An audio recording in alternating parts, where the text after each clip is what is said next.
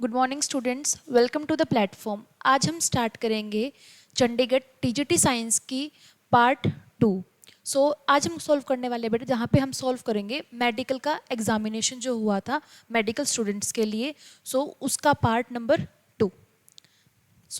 First question is of this part 2 is 11th question. High purity oxygen is used in which of the following cases? इसने कहा है बेटा कि हमारे पास ये 4 केसेस दे रखे हैं, तो इसमें से बिल्कुल प्योर ऑक्सीजन जो होगी वो कौन से वाले मेथड में यूज होगी। ठीक है, तो हम वन बाय वन हम सारे मेथड्स को देख लेते हैं। First is chemical reaction. First क्या हमारे पास केमिकल रिएक्शन। तो इसने कहा है बेटा जो केमिकल रिएक्शन है उसमें हमारे पास क्या यूज हुआ है, बिल्कुल प्योर ऑक्सीजन यूज हुई है। तो कोई भी जब हम केमिकल रिएक्शन करवाते हैं वहां पे हम ऑक्सीजन का यूज तो करते हैं, पर ऐसा तो कहीं मेंशन नहीं होता ना कि बिल्कुल प्योर ही यूज करनी है। मिक्सचर भी हो सकता है, इम्प्योरिटीज भी हो सकती हैं। यहाँ पे क्या है, केमिकल रिएक्शन के अंदर O2 का जो है वो यूज तो होता है, पर not specifically mention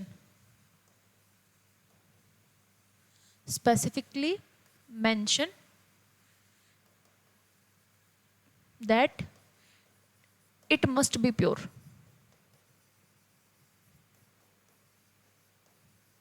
Okay, so second is combustion. Combustion क्या होती है बेटा, जब हम किसी भी रिएक्शन को करते हैं तो वहां पे उस रिएक्शन को ऑक्सीजन की प्रेजेंस में करना। जैसे कि CH4 को हम क्या करते हैं, कंबशन करते हैं किसकी प्रेजेंस में, O2 की प्रेजेंस में। क्या बन जाता है मेरे पास, CO2 प्लस H2O। पर इसने ये कहा है कि जब हम कंबशन भी करते हैं, जब हम वहां पे O2 लेते हैं तो जरूरी नहीं है ना कि जो ये O2 है जो रिएक्शन एयर की प्रेजेंस में होगी वहां पे ये बिल्कुल प्योर ऑक्सीजन हो। ठीक है, हम यहाँ पे जो काम चला लेते हैं किससे, एयर से भी, जहाँ पे क्या होती है एक ऐसी हवा जहाँ पे बहुत सारी इम्प्योरिटीज होती हैं, है ना। ठीक है, third one is the oxidation process. Oxidation process क्या होती है बेटा, जब हम कोई भी रिएक्शन करते हैं और वहां पे हम क्या करते हैं, ऑक्सीजन का एडिशन करवाते हैं।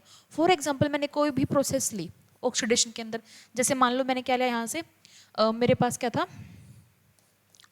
एल्डिहाइड था। ठीक है, एल्डिहाइड था, मैंने इससे क्या बना दिया, O2 की रिएक्शन करवा के ऑक्सीजन के ऑक्सीडेशन करवा के मैंने इसकी यहाँ पे क्या किया, मैंने ऑक्सीडेशन करवाई है, ऑक्सीजन का एडिशन करवाया है और मेरे पास क्या बन गया, एसिड बन गया। ठीक है, पर यहाँ पे भी कोई मेंशन नहीं है कि इट मस्ट बी प्योर, कि वो प्योर होनी चाहिए, वो काम चला लेते हैं हम। ठीक है, स्पेसिफिकली कहीं मेंशन नहीं है। बट बेटा जो मेडिकल पर्पसेस होते हैं ना वहाँ पे हमें बिल्कुल प्योर ऑक्सीजन की रिक्वायरमेंट होती है। इसका ऑप्शन क्या आएगा मेरे पास, इसका जो आंसर है वो क्या होगा बेटा, वो होगा option number D. Medical purpose में हमें क्यों जरूरत पड़ती है, मान लीजिए जैसे हमने देखा ना कि जो हॉस्पिटल होते हैं या फिर एम्बुलेंस होती है वहाँ पे बड़े बड़े सिलेंडर्स यूज़ किए जाते हैं, किस चीज़ के, ऑक्सीजन के। और जो वो ऑक्सीजन होती है वो हमारी वो बिल्कुल प्योर होती है। अगर मान लो वो इम्प्योर होती है तो जो हमारा जो मरीज होगा या कोई भी इंसान है, जो कोई भी पेशेंट है, वो क्या करेगा, उसको ब्रीदिंग इश्यूज स्टार्ट हो जाएंगे और उसके लंग्स तक वो एयर नहीं जाएगी, तो इसकी वजह से एक हार्मनेस या कुछ भी चीज़ें मिस हैपनिंग हो सकती है। तो जो बिल्कुल प्योर ऑक्सीजन जो हमें चाहिए होती है वो मेडिकल पर्पस में ही चाहिए होती है। Next question is question number 12। The question is inorganic benzene, इसका फॉर्मूला। ठीक है, ऐसे बहुत से क्वेश्चंस होते हैं बेटा जहाँ पे हमें डायरेक्ट जो चीज़ें हैं वो पता होनी चाहिए। अब जैसे इसने कहा कि जो इनऑर्गेनिक बेंजीन है वो क्या है, इसमें से क्या फॉर्मूला है, क्या चीज, किस चीज का, इनऑर्गेनिक बेंजीन का। तो इनऑर्गेनिक जो बेंजीन होती है बेटा, क्या चीज, इनऑर्गेनिक बेंजीन। ठीक है, इनऑर्गेनिक बेंजीन को हम क्या बोलते हैं, इसको हम बोलते हैं बोराजाइन भी, बोराजाइन। ठीक है, बोराजाइन। और इसका जो फॉर्मूला होता है बेटा वो रिजेंबल करता है, रिजेंबल विद, ये जो बोराजाइन होता है उसकी रिजेंबलेंस होती है,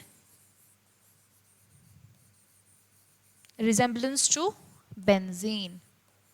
ठीक है, तो हमें पता है बेंजीन जो होती है उसका फॉर्मूला मुझे पता है क्या होता है, C6H6। इसका मतलब ये है कि जो इसकी जो स्ट्रक्चर होगी ना वो कुछ कुछ ऐसी दिखेगी। ठीक है, हमारे पास क्या देखे हैं, बोरोन, नाइट्रोजन और हाइड्रोजन। तो जो बोराजिन होती है बेटा, उसमें जो होते हैं हमारे बोरोन और जो नाइट्रोजन होते हैं वो अल्टरनेट पोजीशंस पे लगे हुए होते हैं। बोरोन फिर नाइट्रोजन फिर बोरोन फिर नाइट्रोजन फिर बोरोन फिर नाइट्रोजन, ठीक है। और हर एक बोरोन और नाइट्रोजन पे क्या होता है, एक हाइड्रोजन अटैच होता है। और इसकी मेरे पास क्या बनती है, एक 6 मेंबर रिंग बनती है, ठीक है बेटा। यहाँ मेरी क्या बनेगी, एक बोराजिन, इन दोनों से मेरे पास क्या बनेगा, एक बनेगी मेरे पास 6 मेंबर रिंग, ठीक है। ओके, बना लेते हैं हम यहाँ पे। जैसे मैंने यहाँ पे क्या लिया, बोरोन लिया, यहाँ क्या लिया मैंने, नाइट्रोजन, फिर बोरोन लिया, फिर नाइट्रोजन लिया, फिर बोरोन लिया, और फिर क्या लिया मैंने, नाइट्रोजन लिया। एक क्या बनेगी मेरे पास, 6 मेंबर्ड रिंग, और हर के पास क्या मेरे पास एक एक हाइड्रोजन है। ये इसका क्या है, स्ट्रक्चर है। अब इस स्ट्रक्चर से हम क्या करते हैं, फॉर्मूला करते हैं। तो बेटा बोरोन कितने हैं, बोरोन मेरे पास है 3, नाइट्रोजन कितने हैं, नाइट्रोजन भी 3 है, और हाइड्रोजन कितने हैं, 6 है। तो फॉर्मूला चेक करो इसमें से कौन सा है, B3N3 और H6, option number C. Next question is what is the ratio of HCl and HNO3 in aqueous regia। इसने कहा है कि जो एक्वारीजिया होता है बेटा, उसके अंदर जो रेशियो होता है किस चीज का, HCl का और HNO3 का क्या होता है। तो हमें पता होना चाहिए बेटा कि एक्वारीजिया क्या होता है। एक्वारीजिया हमारे पास एक कंसंट्रेटेड सॉल्यूशन है, किसका, एसिड्स का, जिसमें हम क्या करते हैं, ये जो होता है वो यूज़ किया जाता है किसके लिए, जब हम क्या करते हैं, जो हमारे जो नोबल एलिमेंट्स होते हैं। नोबल एलिमेंट्स का मतलब क्या होता है, नोबल एलिमेंट्स का मतलब ये होता है बेटा, ऐसे एलिमेंट्स जो हमारे क्या होते हैं, नॉन रिएक्टिव होते हैं। हम क्या करते हैं, चीज़ों को कंबाइन करके पढ़ते हैं। हमने पढ़ा है ना कि नोबल गैसेज होती हैं, वो गैसेज जो रिएक्ट नहीं करती, क्यों नहीं करती, क्योंकि उनका ऑक्टेट कंप्लीट है। तो ऐसे एलिमेंट्स जो रिएक्ट नहीं करते उनको हम क्या बोलते हैं, नोबल एलिमेंट्स बोलते हैं। For example gold, silver, platinum, जिनसे हमारी क्या बनती है, ज्वेलरी बनती है। तो ज्वेलरी पे क्या, कभी आपने देखा है कि ज्वेलरी पे जंग लग गया, नहीं देखा ना, क्योंकि वो क्या होते हैं, एयर के कंटेक्ट में रिएक्ट नहीं करते, ऑक्सीडाइज नहीं होते। सो उनके लिए जो हम यूज करते हैं वो करते हैं एक्वारीजिया, ठीक है बेटा। एक्वारीजिया जो होती है, यहाँ पे हम क्या करेंगे, इनका कंसंट्रेटेड सॉल्यूशन लेंगे हम, ठीक है। क्या चीज, जो एक्वारीजिया होता है उसका हम क्या लेंगे, कंसंट्रेटेड सॉल्यूशन लेंगे, किसका, कंसंट्रेटेड HCl होगा, और रेशियो में होगा कंसंट्रेटेड HNO3। इन दोनों के मिक्सचर से बनता है एक्वारीजिया, इन दोनों के सम से बनता है। बट हमें अब इनका रेशियो बताना है। तो जो HCl होता है बेटा, वो जो हमारे पास होता है वो होता है 3 रेशियो में, और ये जो होता है 1 में। सो इसका answer is option number D. Okay, next question देखते हैं हम। Next is Henry's law is applied for the which mixture, कि जो हेनरी लॉ होता है वो इनमें से किस मिक्सचर के लिए क्या होता है, एप्लीकेबल होता है। तो हम क्या करते हैं बेटा, पहले हेनरी लॉ के बारे में बात करते हैं, ठीक है, क्योंकि कंसेप्ट का हमें पता होना ज्यादा जरूरी है ना। क्योंकि क्वेश्चन तो मान लो इस बार हेनरी लॉ आ गया, नेक्स्ट टाइम कुछ और क्वेश्चन आ जाए, किसी और वे में क्या कर दो, इसको उलट पुलट दे, तो हमें पता होना चाहिए। तो हेनरी लॉ ये होता है बेटा, मान लीजिए मेरे पास कोई एक कंटेनर है, ठीक है, कंटेनर के अंदर क्या है, लिक्विड है, और हमें पता है कि लिक्विड के आसपास हमारी सराउंडिंग में हवा होती है, तो लिक्विड के ऊपर क्या होगी, हवा भी होगी। पर अगर मैं क्या करती हूँ, उस हवा को क्या करती हूँ, प्रेशराइज करती हूँ, जितना मैं उस पर दबाव डालूंगी उतनी ही हवा के पार्टिकल्स क्या होंगे, वाटर के अंदर मिक्स हो जाएंगे। सो इसको हम कैसे लिखते हैं, उसका जो तरीका है वो ये है। जैसे हेनरी लॉ होता है, हेनरीज लॉ क्या कहता है कि जो पार्शियल प्रेशर होता है गैस का, पार्शियल प्रेशर जो होता है गैस का, वो डायरेक्टली प्रोपोर्शनल होता है mole fraction dissolved, mole fraction of the gas dissolved in liquid, ठीक है। Partial pressure of gas, b को हम क्या लिखेंगे यहां से, पार्शियल प्रेशर ऑफ गैस, ठीक है। और एक्स को हम क्या लिखेंगे, mole fraction of gas, mole fraction of gas dissolved in liquid, ठीक है। तो जब मैं इस डायरेक्ट प्रोपोर्शनल को क्या करूँगी, हटाऊंगी, तो मेरे पास यहाँ पे एक कॉन्स्टेंट यूज हो जाएगा जिसको मैं बोलती हूँ KH(x). और जो यही जो KH होता है ये मेरे पास क्या होता है, हेनरीज कॉन्स्टेंट। इसको हम क्या बोलते हैं बेटा, हेनरीज कॉन्स्टेंट, हेनरीज कॉन्स्टेंट। ठीक है बेटा जी। तो अब मेरे को यहाँ से क्या पता चला है, यहाँ पे जो बात हो रही है वो किसकी बात हो रही है बेटा, जब एक कंटेनर है, इसके अंदर वाटर है, वाटर पे मैं अगर प्रेशर अप्लाई करती हूँ, इसको मैं इस नीचे की तरफ डालती हूँ, तो उतने ही क्या होंगे, जो पहले जो यहाँ पे जो एयर थी, ठीक है, वो क्या हो जाएगी, मिक्स होना शुरू हो जाएगी। ठीक है, सो यहाँ किसकी बात हो रही है हमारे पास, यहाँ जो बात हो रही है वो हो रही है हमारे पास किसकी, गैस इन लिक्विड। ठीक है, किसकी बात हो रही है हमारे पास, यहाँ पे जो बात हो रही है वो हो रही है गैस इन लिक्विड की। ठीक है, एग्जाम्पल जैसे हमने देखा है ना कैसे CO2 को क्या किया जाता है, डाला जाता है किसमें, CO2 used in the cold drink bottle, CO2 used in किसमें, कोल्ड ड्रिंक की बोटल्स में यूज करते हैं। ठीक है, yes. Next question is question number 15, which among the following is not a reducing agent. इनमें से रिड्यूसिंग एजेंट कौन सा नहीं है। तो रिड्यूसिंग एजेंट क्या होता है बेटा, जैसे हमने कल भी बात की थी, इसके जो पार्ट 1 था उसमें हमने क्या देखा, रिड्यूसिंग एजेंट्स जस्ट लाइक जो बाकी हमारे इंडियन आर्मी में भी बहुत सारे एजेंट्स होते हैं, अलग अलग एजेंसीज होती हैं, वो क्या करती है, छुप के कोई काम करते हैं, किसी ऑपरेशन को क्या करती है, वर्कआउट करती है। तो उसी तरह ये रिड्यूसिंग एजेंट्स होते हैं, ये क्या करते हैं, अपनी आइडेंटिटी को छिपा लेते हैं। जैसे रिड्यूसिंग एजेंट है, हमें लगता ये है कि वो खुद का तो रिडक्शन करवाएगा पर दूसरे का क्या करवाएगा, ऑक्सीडेशन, पर ऐसा नहीं होता है। नाम से लगता है ऐसा कि रिड्यूसिंग है, खुद का ऑक्सीडेशन, खुद का रिडक्शन, दूसरे का ऑक्सीडेशन, पर बेटा ये क्या है, ये भी उन्हीं एजेंट्स की तरह ये भी एजेंट है, तो इसने भी अपनी आइडेंटिटी छिपा रखी है। तो ये क्या काम करेगा, जो रिड्यूसिंग एजेंट्स होते हैं ना, रिड्यूसिंग एजेंट, वो क्या करते हैं बेटा, वो खुद का तो ऑक्सीडेशन करवाते हैं, खुद का ऑक्सीडेशन करवाएंगे और सामने वाले का या फिर दूसरे का रिडक्शन।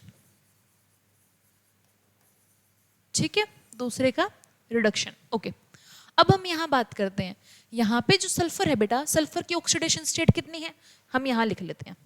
इसका जो पहला ऑप्शन है मेरे पास क्या है, वो है SO2। यहाँ पे जो सल्फर है वो किस ऑक्सीडेशन के स्टेट के अंदर है बेटा, यहाँ पे जो सल्फर है उसकी ऑक्सीडेशन स्टेट है +4। ठीक है, बट सल्फर की जो हाईएस्ट ऑक्सीडेशन स्टेट होती है वो किस में एग्जिस्ट कर सकता है, वो मेरे पास होती है S6 में जा सकता है वो। अगर मान लो मैं इसका ऑक्सीडेशन करवा देती हूँ, ठीक है, खुद का क्या करवाएगा, ऑक्सीडेशन करवाएगा। अगर ये यहाँ से यहाँ जा सकता है, ऑक्सीडेशन करवाने के टाइम क्या होता है बेटा, ऑक्सीडेशन जब हम ऑक्सीडेशन करवाते हैं ना, ऑक्सीडेशन करवाते हैं तो क्या होता है, ऑक्सीडेशन स्टेट होती है वो बढ़ती है। ठीक है, तो यही यहाँ से यहाँ जा सकता है, मतलब यहाँ ऑक्सीडेशन हो सकता है। अगर ऑक्सीडेशन जाएगा मतलब वो रिड्यूसिंग एजेंट है। तो इसने कहा है कि किसका ऑक्सीडेशन रिड्यूसिंग एजेंट की तरह बिहेव जो नहीं करेगा, तो ये तो करता है भाई, ये तो करेगा। अब हम बात करते हैं NO2 की। दूसरा ऑप्शन है NO2। NO2 में क्या बेटा, यहाँ पे जो नाइट्रोजन है उसकी ऑक्सीडेशन स्टेट है +4, बट जो नाइट्रोजन है वो जा सकता है किसमें, +5 में भी, तो इसका भी ऑक्सीडेशन हो सकता है। सो ये भी रिड्यूसिंग एजेंट की तरीके से बिहेव करेगा, ये भी करेगा भाई रिड्यूसिंग एजेंट की तरह बिहेव। अगला हमने देखा ऑप्शन नंबर, हम ये देखते हैं CO2। CO2 क्या होता है बेटा, ये ऑप्शन नंबर 3 है। CO2 जो होता है, उसने कहा कि यहाँ पे जो ऑक्सीडेशन स्टेट है कार्बन की वो +4 है, और कार्बन की हाईएस्ट ऑक्सीडेशन जो स्टेट होती है वो भी कितनी होती है मेरे पास, +4 ही होती है।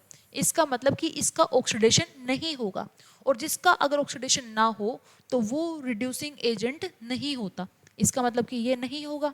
ठीक है, ऑप्शन नंबर 4 जो मेरे पास यहाँ पे क्या दे रखा है, ClO3। यहाँ पे जो क्लोरीन है बेटा, इसकी ऑक्सीडेशन स्टेट कितनी है मेरे पास, +6 ऑक्सीडेशन स्टेट है। ठीक है, बट क्लोरीन जो है वो क्या करता है, अकॉर्डिंग टू रिएक्शन वो उसका ऑक्सीडेशन भी हो सकता है और उसका क्या हो सकता है, रिडक्शन भी हो सकता है। सो ये भी क्या बिहेव करेगा, रिड्यूसिंग एजेंट की तरह। अब इसने कहा है कि कौन सा रिड्यूसिंग एजेंट की तरीके से बिहेव नहीं करता, सो इसका ऑप्शन आ जाएगा ऑप्शन नंबर C।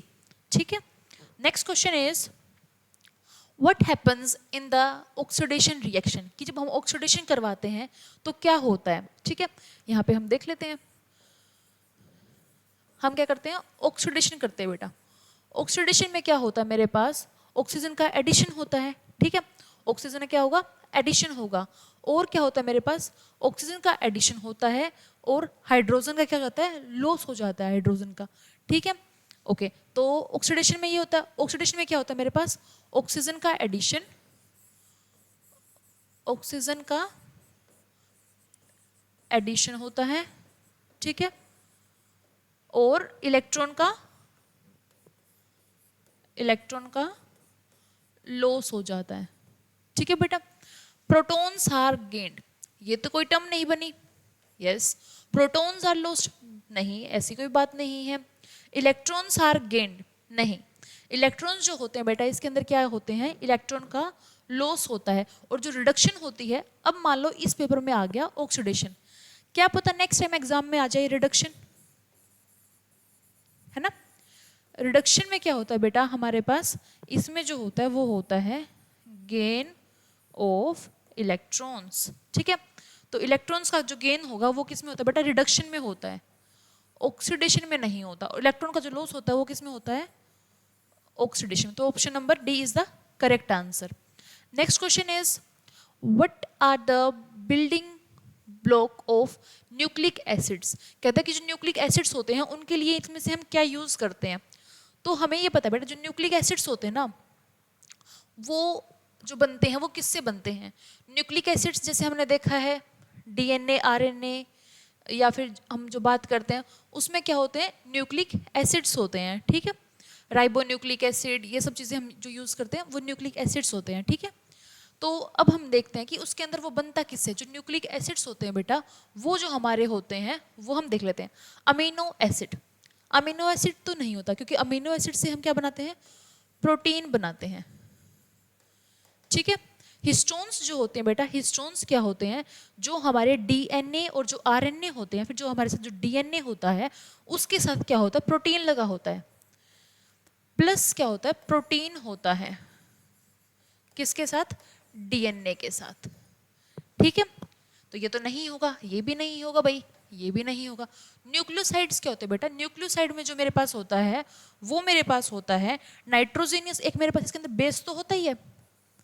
ठीक है, और इसमें मेरे पास शुगर भी होती है, पर इसमें मेरे पास फॉस्फेट ग्रुप नहीं होता, तो इसका आंसर जो होगा वो ये भी नहीं आएगा। न्यूक्लियोटाइड्स क्या होते हैं बेटा, जिसमें मेरे पास क्या होता है, नाइट्रोजीनियस बेस होता है, नाइट्रोजीनियस बेस होता है। दूसरा क्या है मेरे पास, पेंटोज शुगर होती है, पेंटोज शुगर होती है। और जो तीसरी है मेरे पास, यहाँ पे क्या होता है मेरे पास, फॉस्फेट ग्रुप होता है। ठीक है, इससे ही हमारे क्या बनते हैं, डीएनए, आरएनएस बनते हैं। सो हम यहाँ पे क्या बात करेंगे, राइबो, मतलब इसका जो हम बात करेंगे यहाँ पे करेंगे न्यूक्लियोटाइड्स। इसका जो करेक्ट ऑप्शन होगा वो क्या होगा, nucleotide. Next question is which sugar is present in DNA, sorry what is it, it is RNA. तो आरएनए के अंदर जो है वो कौन सी शुगर प्रेजेंट है, वो हमने यहाँ ये बात करनी है। तो जब हमने यहाँ पे देखा कि बीटा डी गैलेक्टोज, जी नहीं, गैलेक्टोज तो नहीं हो सकती, beta D two deoxy ribose. तो बेटा ये जो शुगर प्रेजेंट होती है किस में प्रेजेंट होती है, डीएनए के अंदर प्रेजेंट होती है। पर क्वेश्चन में हमसे पूछा है आरएनए में, आरएनए में जो यूज होगी वो होगी बेटा कौन सी, बीटा डी राइबोज। फ्रुक्टोज भी नहीं यूज होगी, ठीक है, गैलेक्टोज भी नहीं होगी, तो answer is beta D ribose.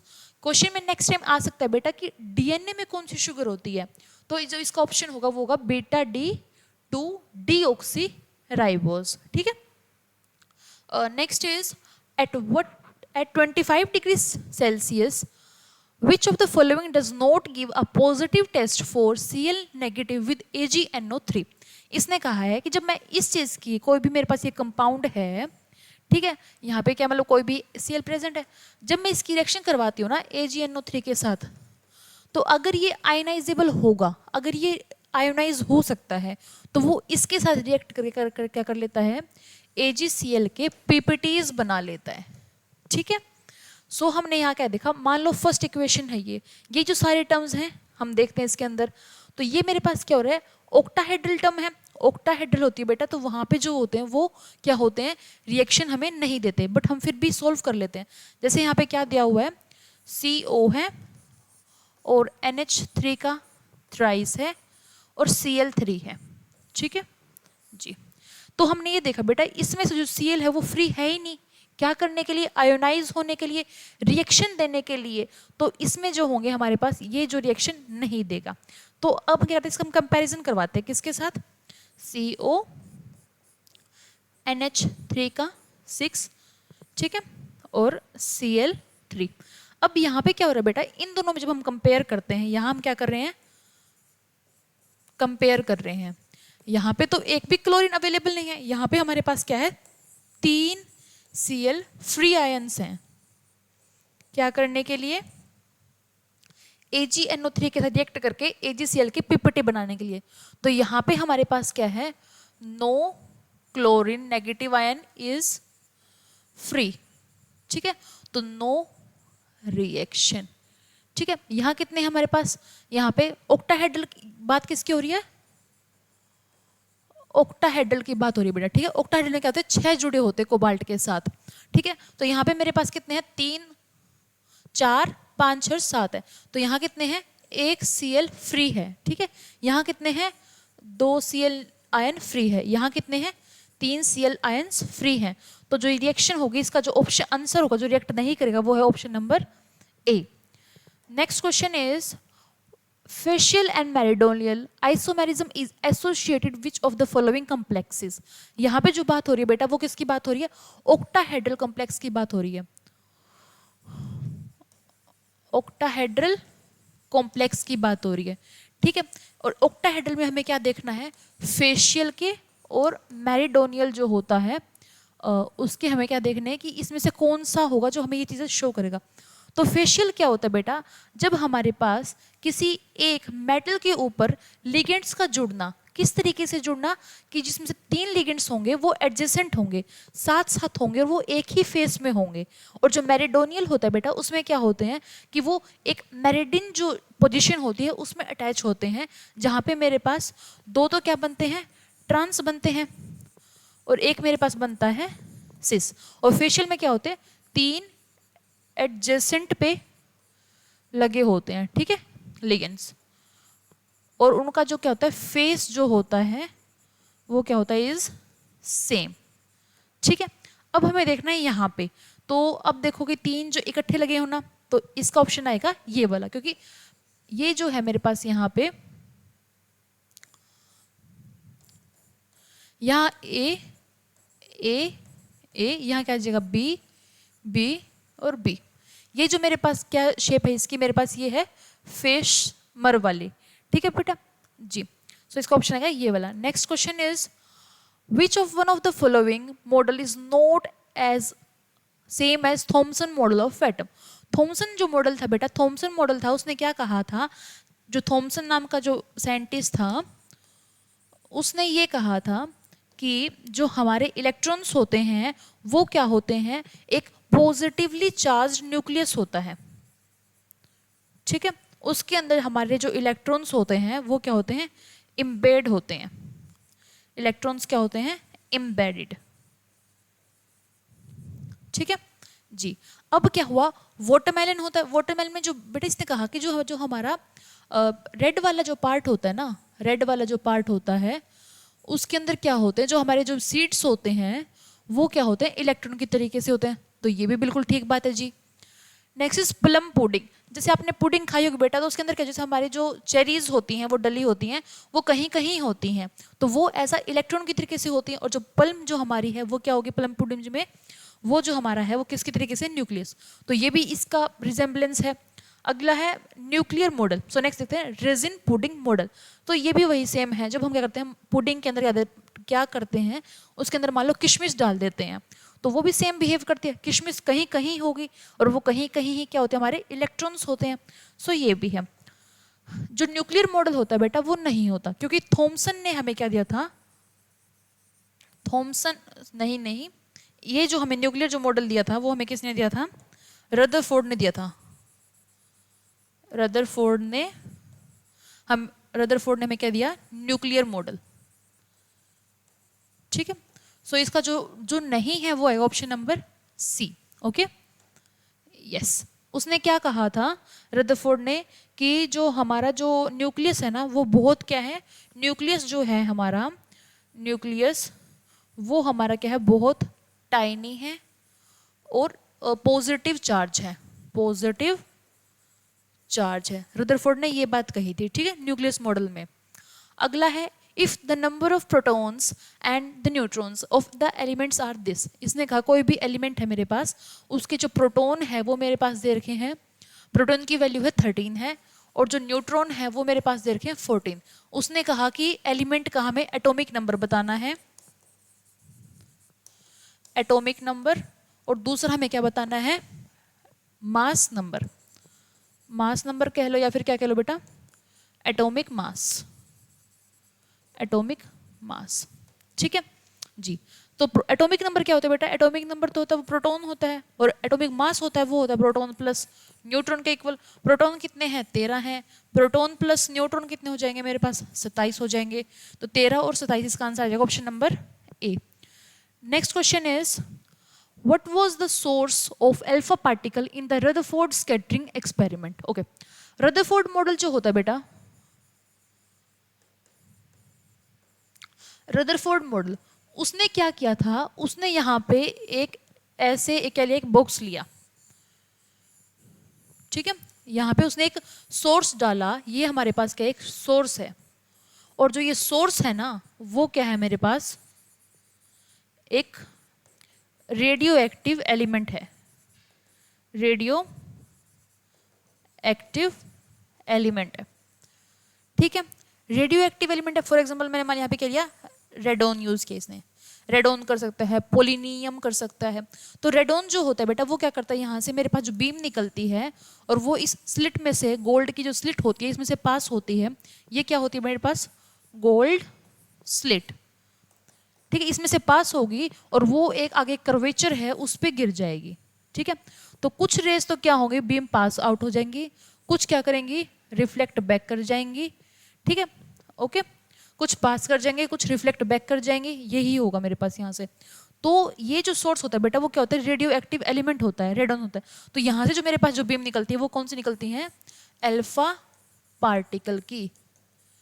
Alpha particle, alpha particle जो होता है बेटा अल्फा, उसको हम बोलते हैं हीलियम वाला, हीलियम 4 2 और 2 पॉजिटिव। इसको मैं क्या लिख सकती हूँ? Helium ion, He2 positive. तो जो हमारे पास जो ये न्यूक्लियस होता है वो किसका होता है बेटा? वो होता है हीलियम न्यूक्लियस का। ठीक है, next question is a sweetener use in the sugarless gums and candies.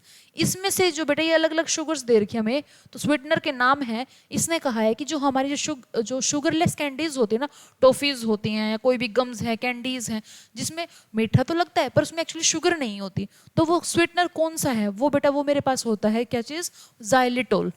ठीक है, ऑप्शन इज जाइलिटोल। कुछ चीजें हमें डायरेक्टली याद करनी बेटा, मेमोराइज करनी है, बार बार याद करनी है, ताकि हम उन चीजों को भूलें ना, क्योंकि उनको याद करने की कोई ट्रिक तो है नहीं, है ना। हम अपने पर्सनल बेस पे हम कोई भी ट्रिक बना सकते हैं, पर आपको ये याद होने चाहिए, क्योंकि ये डायरेक्ट हमारे पास क्या होते हैं, एग्जाम्स में क्वेश्चन आते हैं। Next is what is the name of the drug which inhibit Na positive and K positive pump across the cell membrane? Okay, इसने कहा कि इसमें से ड्रग का नाम बताओ जो यूज किया जाता है क्या करने के लिए? Na पॉजिटिव और K पॉजिटिव पंप को इनहेबिट करने के लिए सेल मेम्ब्रेन में। ठीक है बेटा, तो जब हम यहाँ से देखते हैं तो जो हमारा जो करेक्ट ऑप्शन होगा, तो हमने ये देखा क्यूरेन जो होता है बेटा वो हम क्या करते हैं, ये रिडॉक्स कंपाउंड, रिडॉक्स रिएक्शन जो होती है ना वहाँ यूज किया जाता है रिडॉक्स में, तो ऑप्शन ये तो नहीं होगा। Next is टेक्सोल। टेक्सोल जो होता है बेटा वो हम यूज करते हैं, वो जो ड्रग होता है वो हम यूज करते हैं एंटी कैंसर में, एंटी कैंसर के लिए। और ऐसे ही विनब्लेस्टिन जो होता है बेटा ये भी हम एंटी कैंसर ड्रग में यूज करते हैं, एंटी कैंसर जब हम ड्रग बनाते हैं उसमें यूज़ करते हैं। बट जो हमारा क्यूबेन होता है बेटा, वो हम क्या करते हैं, वो यूज़ किया जाता है क्या करने के लिए, इनहिबिट करने के लिए। किसको? के पॉजिटिव और Na पॉजिटिव पंप को अक्रॉस सेल मेम्ब्रेन। सो इसका जो करेक्ट ऑप्शन होगा बेटा वो क्या होगा मेरे पास, क्यूबेन। ठीक है, next and the last question is the relationship between saponification value and the molecular mass of oil. अब इसने कहा है स्पोनिफिकेशन और मोलिकुलर मास में क्या रिलेशन होता है। तो हमने कई बार ऐसे देखा बेटा, मान लो मैं एक रिएक्शन करवाती हूँ बेस की, ठीक है, ऑयल मेरे पास है, तो मैंने ये देखा कोई ऐसा कोई एलिमेंट है, अगर मान लो वो क्या है कि उसका मास कम है, मैं किसी की रिएक्शन करवा रही हूँ, तो जब स्पोनिफिकेशन होती है, मैंने जब कोई प्रोडक्ट है, कोई रिएक्टेंट है, आई मीन रिएक्टेंट, जब मैंने वो रिएक्टेंट लिया है तो उसकी जब मैं क्या करती हूँ, उसका मास जो है वो कम होगा। ठीक है, कम होगा तो KOH भी बेटा कम यूज होगा, है ना। अगर KOH कम यूज होता है मेरे पास, तो स्पोनिफिकेशन की जो वैल्यू होगी वो भी क्या होगी, कम होगी। पर ठीक है, और अगर मास ज्यादा होगा तो स्पोनिफिकेशन की वैल्यू भी ज्यादा होगी। तो हम एक फॉर्मूला लिखते हैं हम यहाँ से स्पोनिफिकेशन का, वो मैंने क्या देखा है, स्पोनिफिकेशन। स्पोनिफिकेशन का जो फॉर्मूला होता है बेटा वो क्या होता है, मेरे पास मिलीग्राम मास, और या फिर कोई भी मास हो सकता है ग्राम का, या कोई भी मेरे पास कोई मास है ग्राम, किसके अंदर, ग्राम्स में, ऑफ KOH। कितना जो मास है किसका, KOH का, किसमें, ग्राम्स में, वो required to saponify 1 gram of fat या फिर ऑयल। ठीक है, कितना ग्राम हम यूज करें KOH का 1 ग्राम ऑयल को या फिर फैट को क्या करने के लिए, स्पोनिफाई करने के लिए। ठीक है बेटा, तो जब हम यहां से मैं क्या करती हूँ, फिर मैंने यहां से क्या देखा, जो फिक्स्ड मास होता है ना, फिक्स्ड